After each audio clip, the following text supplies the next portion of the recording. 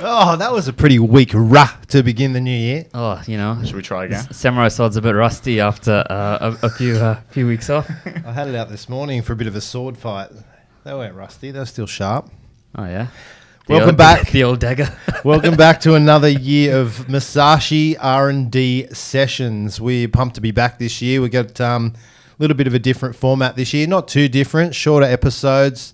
And we'll be covering probably the hottest topics in nutrition and training. So all the most sort of popular questions that we've received throughout the last couple of years, we're going to cover those topics in sort of quick half-hour podcasts. If you want to watch us, YouTube, subscribe on there. We need subscribers. And flick us an email to Musashi at podcast.com. Thanks, Hal. Yeah, and if you don't want to watch us and you just want to listen to our beautiful voices, Yep. Spotify, iTunes, all of the good stuff. iTunes. Who wouldn't want to look at you two? Well, I wouldn't. Well, it depends how shiny my bald head is. What'd you two get up to over the break? I went to Byron. It was Byron, nice. as you do, what? Hung out with your mate Hemsworth up there. Yeah, of course. And Efron. Did you do a few workouts? No, not at all. No, I can't walk out in the flannel shirt up there. I mean, the linen Not a shirt. chance. You would have got kicked out of town for wearing shoes. Yeah, probably. Was it busy up there? Or packed. It Packed. still is, apparently. Yeah. Yeah. New hotspot. It has been for a while, but it's getting out of control. Do you guys do anything interesting? Dhiren? Yeah, I went cross country, Melbourne to Perth, and then Dhiren's got a big announcement. I moved in with a girlfriend. Oh! Yeah. Wow. So Things are getting real. time to Big stop news. working out, boys. You're going to start looking deflated Your around here. training is over, and sorry, ladies, off the market. Or sorry, men, whatever. We just lost half our viewership. Yeah. The topic for today. What about you, Ross? What have you been up to up in the Central Coast? Just training, broke my neck, stuff like that. Just broke your neck? Yeah. Yeah, a little bit more to that story. You want to Back tell? There to is, jiu-jitsu there 2 is. days later. My neck and lower back been stuffed for a while. So I've got this inversion table at home. Well, it's basically this thing where you hook your feet in and you're hanging upside down, and it's meant to sort of open up your spine and alleviate pressure. Does it make you taller? Makes you taller. I was actually cracked the 6 foot mark over the holidays, but Congrats. then one day I hopped in, the feet popped out and it spiked me on my head, and so I'm back to 5'10". Ah, So I was catching you, Hal. almost. Yeah. 6 foot's almost. So that was my holiday basically. Yeah. I heard you couldn't even turn your neck left. You had to turn right, 270 degrees. Like Derek Zoolander. I can't turn left. But Yeah. still. So today's topic. Today's topic is this. I reckon everyone has asked this question at some point. Can I train in a fasted state, or is it okay to train on an empty stomach? Yeah. I guess the real question is, what's better, eating or not eating before training? Yeah, and there's a lot of variables that come into play. Definitely.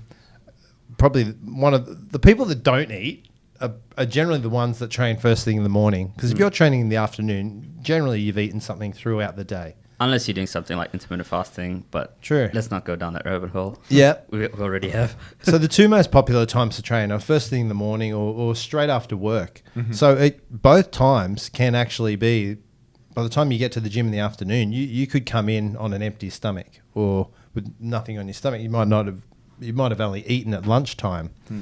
So yeah, there are a few variables at play, and everyone has their personal preferences. Yeah, and I guess the theme of a lot of our podcasts is it comes back to what is your goal. If you're training for fat loss, there's the old bro science that if you train fasted, your glycogen's depleted, so you're not going to use carbs as an energy source. You're going to use your stored fat as an energy source. Yep. That's why a lot of people like fasted cardio. This bro science might not necessarily be true, but then the other question is, if I want to perform better in the gym, do I eat before? Because if you're like me and you eat something significant before the gym, you just throw it all up. Well, the biggest argument, and I guess a lot of our listeners are probably weight trainers, so they're asking in regards to that, is there's that you hear it a lot. If I haven't had something to eat, or I'm training on an empty stomach, I'm going to just be real catabolic, and I'm just going to break down muscle tissue and lose all my gains.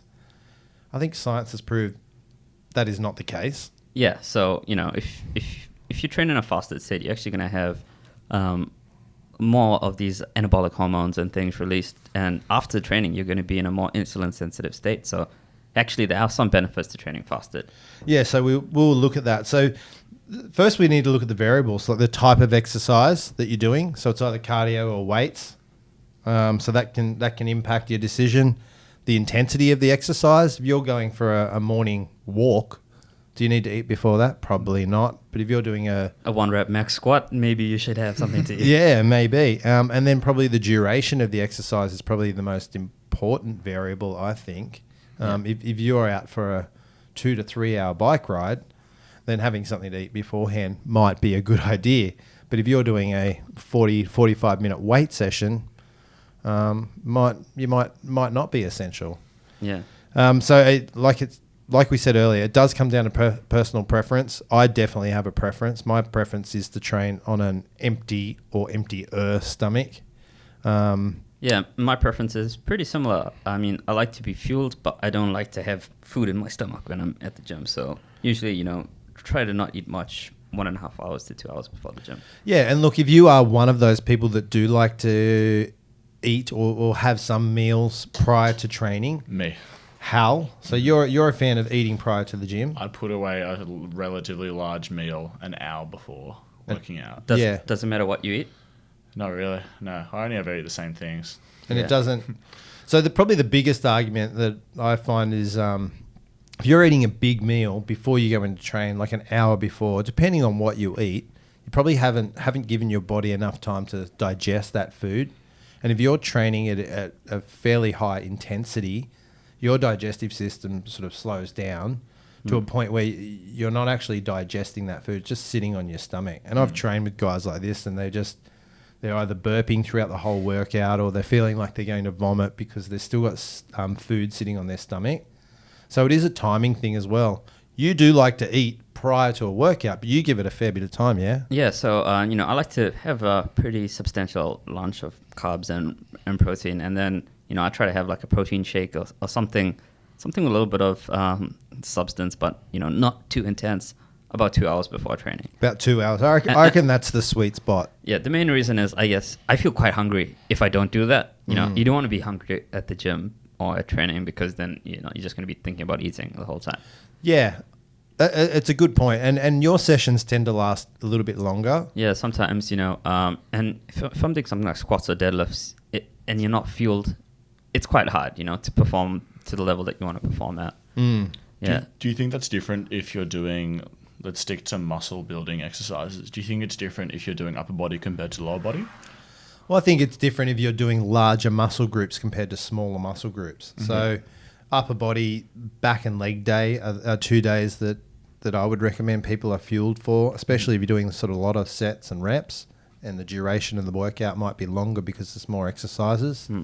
But if you're training like shoulders or arms or something like that, I don't think it's super necessary to be loaded up on carbs or a meal before you train. Yeah. And I guess, a lot of people do train in the morning, and there's that balance of, do I eat something after waking up and then go to the gym because it might make me feel like blah, or would I... Like what? Like blah. I feel more like meh, but you feel blah. Yeah. Individual differences. Well, that's probably the people asking this question the most. It's people that train in the morning, right? And to get up, have a meal, and then wait 2 hours is almost impossible, because you want to get up, train, shower, and get to work, right? Yeah. So those people are either having a very light snack before and then getting it pretty much straight into their training, or they're not eating at all. And if you are an early riser and you don't have time to eat a meal and then wait an hour and a half, 2 hours, I would recommend training on an empty stomach. Or empty-ish, Empty-ish. But yeah, some people, you hear these stories of people waking up at 4 a.m., having a meal, going back to sleep, and then waking up at like 6 to go to the gym. Really? That's crazy. I would say sleep is more productive, more beneficial than doing that. Yeah, look, and we've mentioned on previous episodes, I mean, it's if you miss the meal before you train, like if you're still getting the same caloric intake throughout the day and throughout the week, I don't think there's going to be much of a difference whether you eat or not before a training session. When I exercise in the morning, I find the most annoying thing is as soon as I wake up, I'm not hungry. I'm only hungry as soon as I get to the gym, and by that point, it's too late. Yeah, look, that time of the morning, it is actually really tough to eat something anyway. Look, I would always recommend if you can't eat and you don't want to eat, that's fine. Myself personally, I'm not trying to plug our products here, but I'll have a pre-workout or some amino acids and electrolytes, just to make sure I've got some good minerals in there, some amino acids, nothing that's going to sit on my stomach or needs to be digested. Amino acids are a good point. A lot of people are scared about training fasted because of the catabolic effect, right? You're gonna break down muscle and things when you're training. If the exercise session goes for a longer period of time, I think for most people between 45 minutes and an hour, you're not going to become exactly. And being catabolic is not a bad thing. Yeah.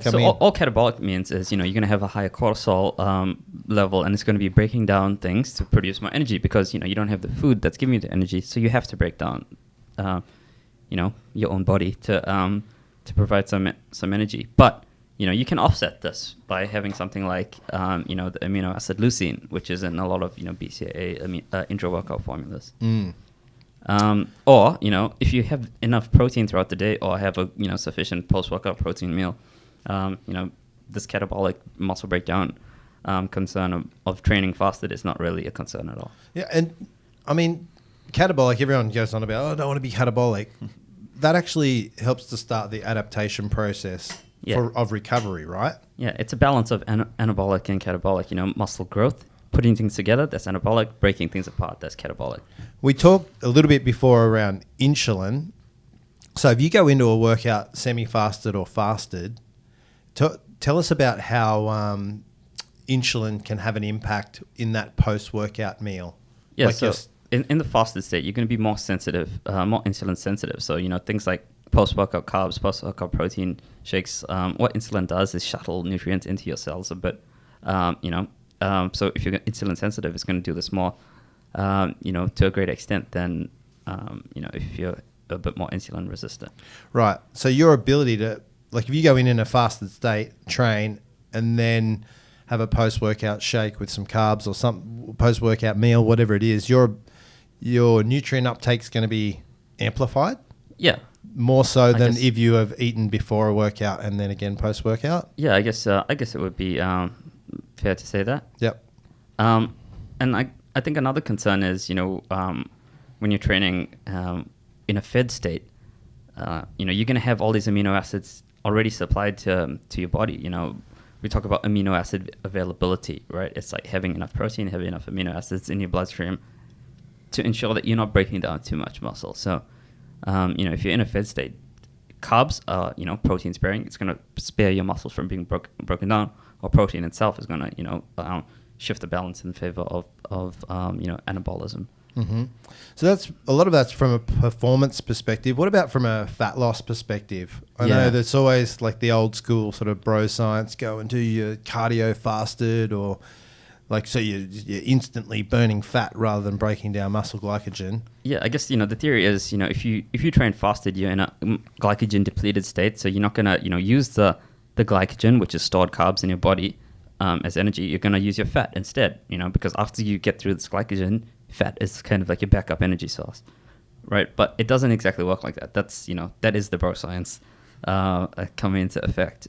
When you sleep, it's not a very glycogen depleting activity. You've got glycogen in your liver, glycogen in your muscles. By the time you wake up, your glycogen in your muscles is not really depleted. So you're still as long as you're getting a good meal sort of the night before for dinner, exactly, you're still going to have stored muscle glycogen. Exactly. So you're not going to be in this glycogen depleted state anyway. Mm-hmm. But having said that, there are some fat loss benefits to training in a fasted state. One of the things is, your intramyocellular fat cells. So you have these little fat droplets inside your muscle cells that, when you train in a fasted state, you actually burn these or reduce the volume of these intramyocellular lipids to a much greater extent than if you're training in a fed state. And those lipids exist all the time within your body. So if your body is utilizing those lipids for energy while you're training in the morning, it then has to get those lipids or the fat from somewhere else. So it's it might be utilizing your own sort of body fat, be driven intracellularly to replace those lipids. Yeah. Okay.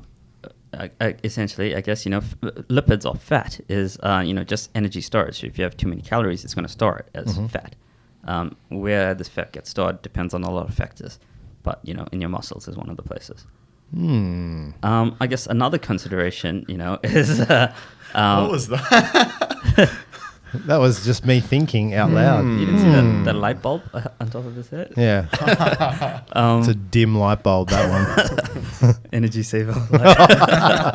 It's definitely a fasted light bulb. It's depleted. Yeah, and I guess, one of the other things, though, is although this is theoretical mechanism of how fasted cardio does benefit you, they've actually compared it. They've compared people in a fasted state versus, a fed state. And at the end of the day, it doesn't make too much difference to your overall, calorie balance, right? Because when you train in a fasted state, you're going to be a lot hungrier after a workout. So you're actually going to probably, eat more than you would if you train in a fed state.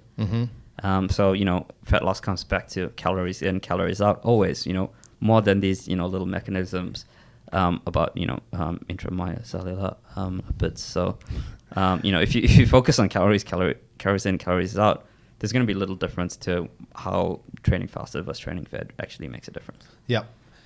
What about hormones? I know we won't go too deep and scientific on hormones, but another thing that people raise is sort of you've actually, in a fasted state, your growth hormone levels are actually at a higher point. So from a fat loss perspective and a muscle building perspective, the higher growth hormone levels you've got, more muscle you're going to put on and the leaner you're going to be. Yeah, so you're going to be in a better hormonal environment training in a fasted state, but that's probably going to offset some of the catabolic concerns that a lot of people have. But training in a fed state, you're going to have carbs and protein, which will offset this anyway. So at the end of the day, training in a fed state. So if you're eating sort of a whole heap of carbohydrates prior to exercise, will you have the same hormonal response from a growth hormone perspective? Like, will you have as much growth hormone? No. So I guess, what they've seen is people that train in a fasted state tend to have higher levels of some of these anabolic hormones compared to, training in a fed state. That's why I look so young for my age. I'm training in a fasted state for many years. Yeah.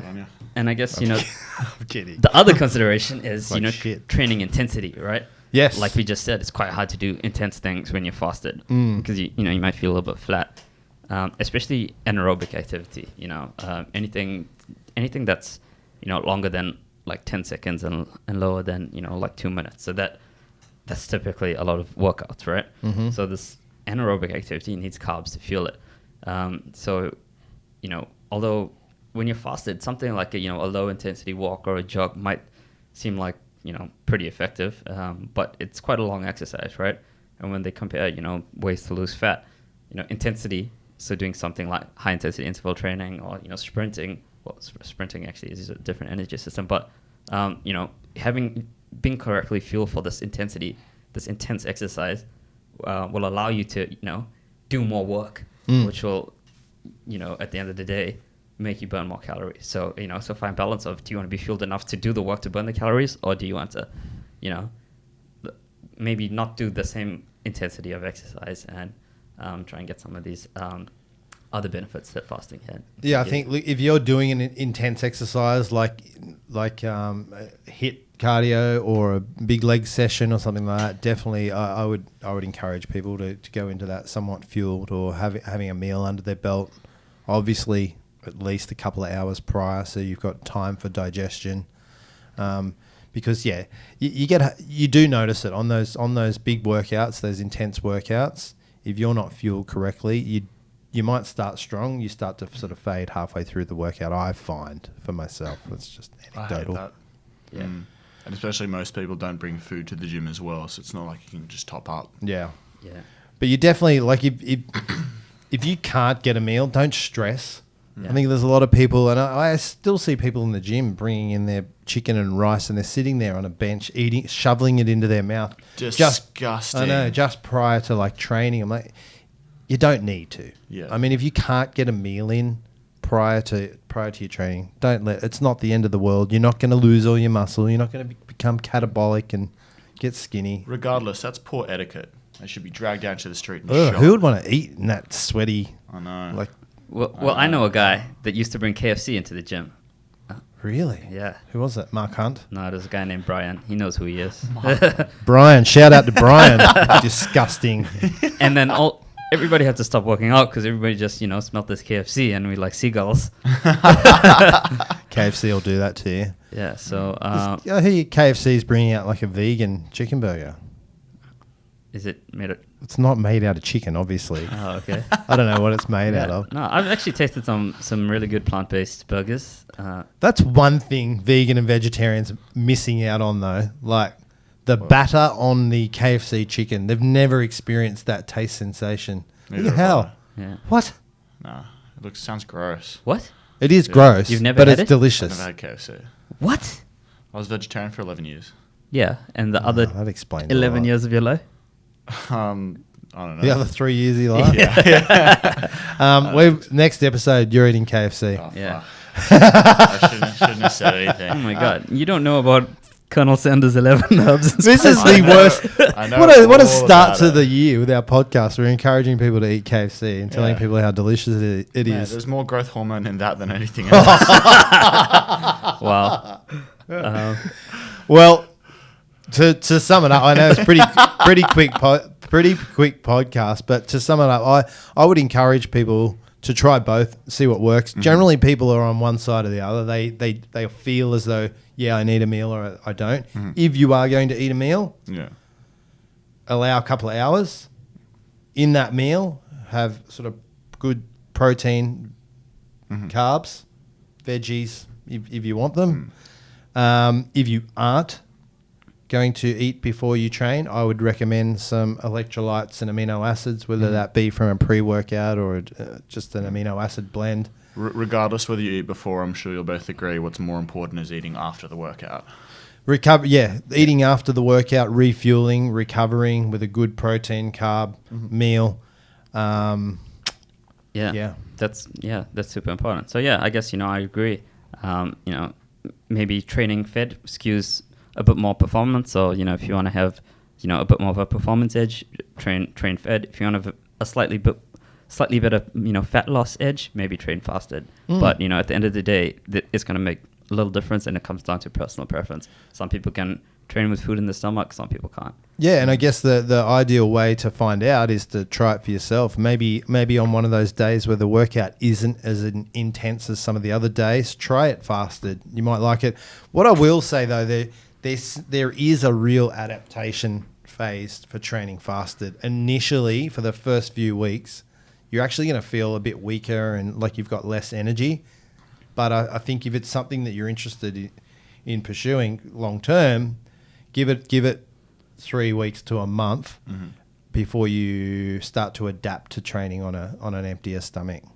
Yeah. Whatever you do, don't eat butter chicken before playing basketball. It will end poorly. What you say about butter chicken? So far this episode we talked about KFC and now Indian. We're on to awesome. Oh, I love butter chicken. Tell us your what happened. I don't actually want to know when you ate butter chicken and then played basketball. It was nothing foul. I just Lots of toilet felt breaks? Awful. Yeah. Yeah, Wow. I think that has to do with the fat in butter chicken, because the one thing you don't want to have before training is a lot of fat. Yeah, that's a good point. That's you're gonna feel very sluggish if you have a lot of fat before training. Every jump shot was short. I'll tell you that much for free. Yeah, butter chicken's a heavy, creamy. Is that because you were like clenching your butt cheeks as you were taking a jump shot? Can't do a jump shot with your butt cheeks. I tell you what, no one could guard me in the post.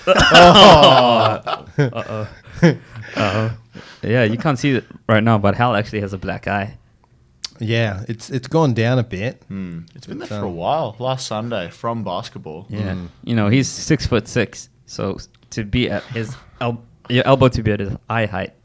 Yeah, who It's was gonna be this a pretty kid? big This monster. guy was a monster. He was a couple inches taller than me. Couldn't jump though. It was rubbish. Yeah. Really? You know what they say? You can't jump, poke 'em in the eye. Do they say that? Is that one of your famous athlete quotes? Who is No, that? that was an actual Miyamoto Musashi quote. Is that how If he you won can't so jump. many of his duels? Jumping is the way to death. Poking in the eye is the way to just- life. Oh, Let's get some nice serene music playing so Dhiren can repeat that. Yeah. I'd be keen to hear though. We do actually have a blog up on our Instagram, Facebook page, and our website around training fasted, or training on an empty stomach. It's worth a read. Yeah, definitely worth a read. Jump on there. Good, quick read. Breaks it down nicely. But I'd be interested in hearing from our listeners who trains fasted, who trains fully fueled, and what your experience is and what you do and don't like about it. Yeah, and also, for maybe for some different sports, it might be a bit different. So, if you're playing golf, maybe you can do it fasted. If you're playing rugby, you might want to eat something. Exactly. I might Yeah. throw a poll up on the Instagram story as well to see. Yeah, throw a poll up, see how we go. And then everyone else can see the results as well. Yeah. Nice. Lovely. Sounds good. I guess, now we end every episode like we've always done Yeah. with a Miyamoto Musashi quote. Make Some it wi- quick. some wisdom from the past. We will never run out of quotes from Miyamoto Musashi. Nah. Okay, this one's a simple one. Fixation For is simple. the way to death. Fluidity is the way to life. Be fluid. Yeah, being fixated on whether to eat or don't eat before training might confuse you a little bit, but being fluid, adapting, trialing different things, that's the way to life. I thought you were going to say drink fluids instead of eating, but Oh, well, that too. Hey, that is actually a good point. If you're one of those people that can't eat a meal, have a protein shake. yeah. An hour and a half, 2 hours before. Yeah. See how that feels. But good way to end. I think that carries across everything in life. Be fluid. Yeah. Don't be set to your. Be water, my friend. That's right. They say that a lot in martial arts. That was Bruce Be Lee. like water. Oh, there you go. Yeah. Bruce Lee. Lovely. Miyamoto Musashi's descendant. Well, that's his grandfather, actually. Yeah. Yeah. Another episode coming up in where we'll be pumping these out fortnightly. So if you follow us on Instagram, we'll probably put up details of the topic and when it will be coming out. But yeah, check us out fortnightly, back in the swing of things. Welcome back, boys. Yeah. Let us And- know what you think about the new format. We've taken out our old sports picks and things. Yeah. Get the- So people can listen to these episodes in the past and not worry about current sporting events. Yeah, and just to keep it nice and quick, we understand people are sort of busy again with their lives, so shorter podcasts have been requested and we've delivered. Excellent. All right, until next time, Musashi. Out. It is the way.